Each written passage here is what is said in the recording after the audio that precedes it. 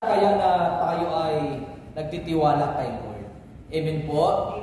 Kasi pag nagtiwala ka talaga sa Kanya, makikita mo kung paano gagalaw ang Diyos sa buhay mo. Amen. Lahat ng mahirap sa atin ay gagawing magaan ng Diyos para sa atin. Tama ba? O sino sa inyo ang gustong maging magaan ang lahat ng bagay? Gusto niyo ba? Amen. May naalaala kong kwento dyan eh. Sana may kwento ko ng tama. Kasi ang sabi ng Lord sa kanya, mayroon kasi ang nagsabi, dumaan kasi ang Panginoon, may pasang-pasang cross. Sabi nung nakakita, susunod ako sa iyo, Panginoon.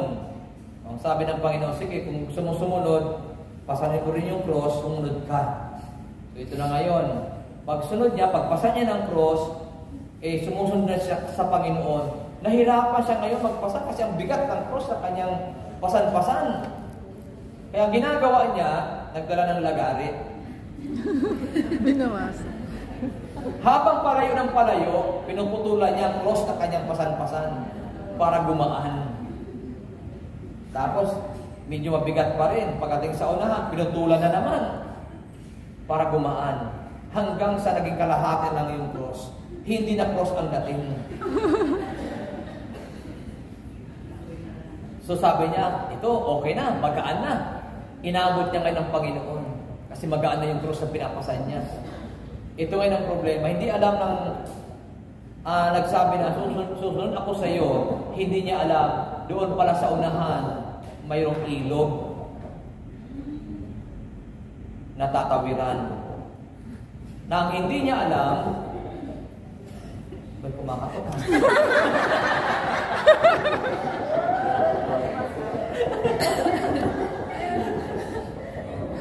May kumakatok na. Akala ko may likod ka nga naman. Off muna, off. Meron pa rin.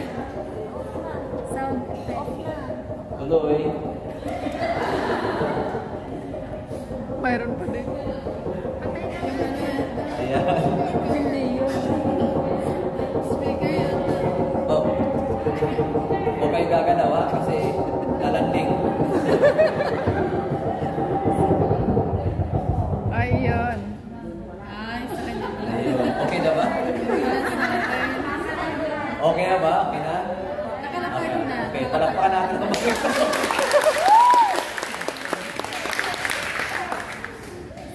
Ayan, nasa ba yung kwento ko? Nawala. Sa ilog. Ayun na, sa ilog na, tatawid na sa ilog.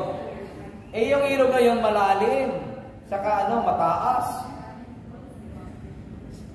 Tapos, may sukat lang yon.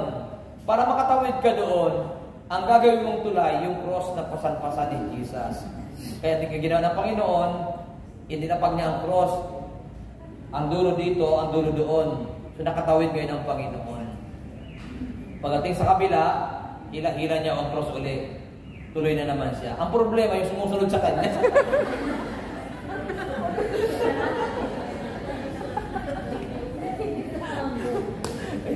hindi rin makatawid kasi hindi umabot yung cross. Nahulog siya. Pinutulan na pinutulan eh. Ang tawag ng mandalaya. Gusto mong sumunod, mandadaya ka naman. Kaya tuloy, naiwan sa kabila. Hindi siya piling tumawid kasi mataas, tapos malalim. So kailangan mo talaga ng gagawing tulay. Kaya, alam niyo po minsan, para tayo ay makatawid sa mga problema sa buhay, huwag niyong bawasan ang cross niyo. Huwag niyong takasan ang cross niyo. Pasanin niyo lang. Harapin niyo lang. Maniwala ka, makakatawid ka rin dyan.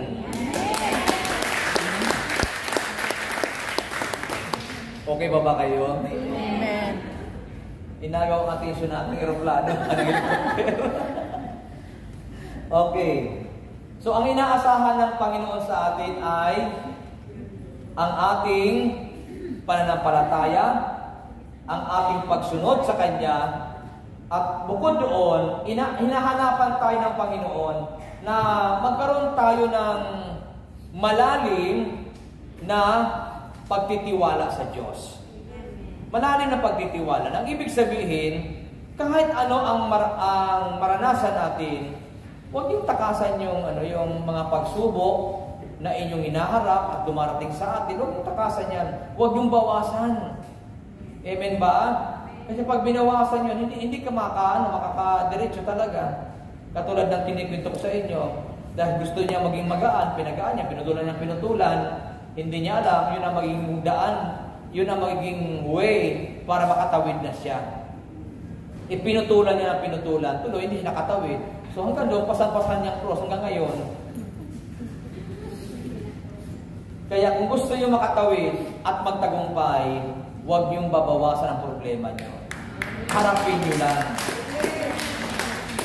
At kapag hinarap niyo yan, pag nakatawid ka na, maniwala ka, tagumpay ang buhay mo. So dito, pangalawa, sabi natin kanina, na unang tagasunod ng Panginoon ay mga tagasunod na tumatalikod. Pangalawa, na tagasunod ng Panginoon, second is the followers who stay with God no matter what happen. Anong ibig sabihin ng brother Ron? Yung pangalawang tagasunod ng Panginoon ay ang mga tagasunod na nananatili sa Diyos anuman ang mangyari. Ibig sabihin, anuman ang kanyang nararanasan, nananatili siya kay Lord. Amen po ba? Sabi po ng Bible, kaya tinanong ni Jesus ang 12. Kasi that time, ang daming tumalikod kay Jesus. Anong dahilan? Yung mabibigat na turo ng Panginoon. Kainin yung aking laman, inumin yung aking dugo, sabi ng mga ibang alagad, paano mangyayari yun? Mabigat na pananalita ito.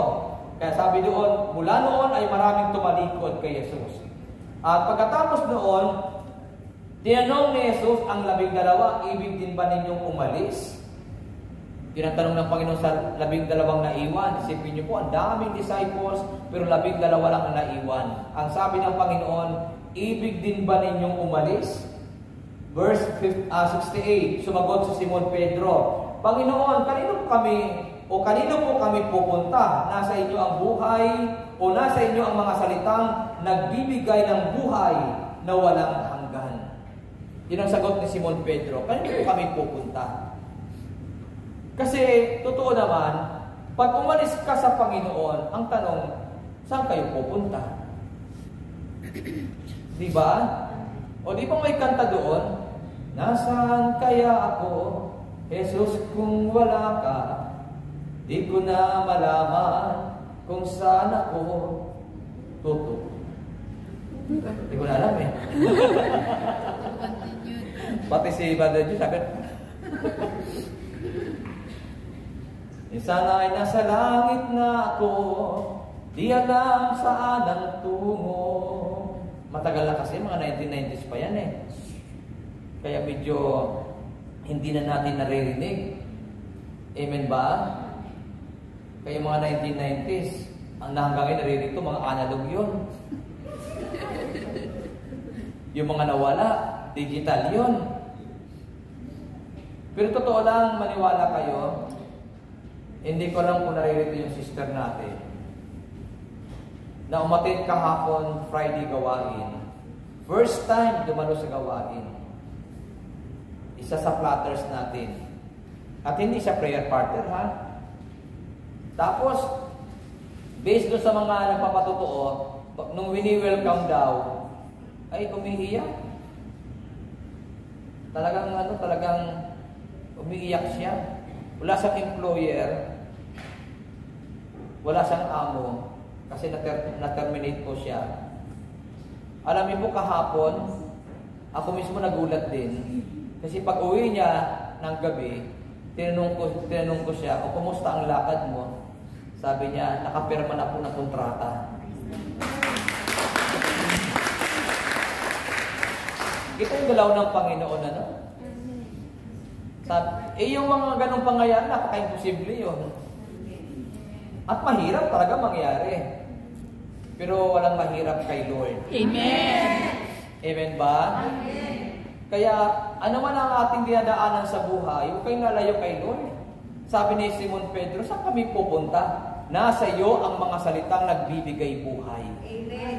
Subukan nyo pumunta sa kaibigan, sa park, ang mga salitang maririnig nyo, salitang walang buhay. Pero kapag kasagawain kayo pumunta, ang maririnig nyo, mga salitang nagbibigay ng buhay. Amen po? Eh yung kinikwento ko sa inyo, nag-joyful kahapon, nakatayo lang. Nakatingin lang. Kitas ang kamay siya, nakatayo lang. Kasi nga first time. Pero tingnan yung ginawa ng Diyos sa kanya. Ang sabi nung mga katabi niya kahapon, mga kasama niya, after mass, aalis na sana. Pero pinigilan siya. Sabi ng mga kasister natin, tapusin mo na hanggang sa healing message. Kaya hindi siya umalis. Hapon na siya umalis. Pero tingnan yung ginawa ng Panginoon. Pag alis niya, may naghihintay na biyaya at pagpapala. Kaya sabihin mo sa iyong katabi, huwag kang aalis. Kay Lord. Kahit anong mangyari. Ngayon, bakit itong mga alagad na ito ay hindi umalis sa Panginoon? Kasi sabi ni Jesus, sumagot si Simon, Panginoon, kanino po kami pupunta? Nasa inyo ang mga salitang nagbibigay buhay na walang hanggan. At ang sabi ni Simon, naniniwala kami at ngayon natitiyak namin kayo ang banal na Diyos o banal ng Diyos. O bakit ang pangalawang tagasunod ay nanatili kahit ano ang nangyari, anong mang mangyari, anong dahilan? Una, naniniwala sila kay Jesus. Kaya kung naniniwala tayo kay Lord, kay Jesus, ano man ang mangyari sa iyo, wag na wag kang tatalikod sa Kanya. Amen. Ang sabi ng John chapter 15 verse 5, letter B, sapagkat wala kayong magagawa kung kayo'y hiwalay sa akin. Amen. Apart from me, you can do nothing. Amen ba? Amen. Kaya, kapag tayo hiwalay sa Panginoon, walang mangyayari sa buhay natin. Kaya kahit anong maranasan mo sa buhay, manatili ka lang kay Yahweh Shaddai. Yun ang sabi ni Peter, naniniwala kami sa iyo mga salita. Pangalawa, nakatitiyak sila na si Jesus ang banal ng Diyos. Amen ba? Nakatitiyak sila kay Jesus. Ang tanong ko po sa inyo, pagdating ba kay Lord, kay Jesus, nakatitiyak ba kayo? Amen. Sino nagsasabi nakatitiyak siya kay Lord, kay Jesus? Yun ang hinahanap ng Panginoon. Amen. Yung wala kang doubt, yung wala kang pag-aalinlangan, amen ba? Amen. Na kahit anong nararanasan mo, nakatitiyak ka kay Jesus na hindi Kanya pababayaan. Amen. Hindi Kanya iiwanan. Di ba sabi ni Jesus, ako'y kasama ninyo hanggang sa katapusan ng mundo. Amen po ba? At ang sabi ng aklat ng Hebreo, hindi kita iiwan ni pababayaan man. Kaya kapag ikaw ay nakatitiyak kay Jesus, kahit anong mangyari, wag na wag kang lalayo sa Kanya. Amen. Amen ba? Kaya sabihin mo muli sa katabi mo, manatili sa Diyos, anuman ang mangyari. Anong sagot ng katabi? Ulitin mo sa katabi mo, tabi mo yung katabi mo, sabi mo sa kanya, manatili ka sa Diyos, anuman ang mangyari. Sino mananatili kay Lord?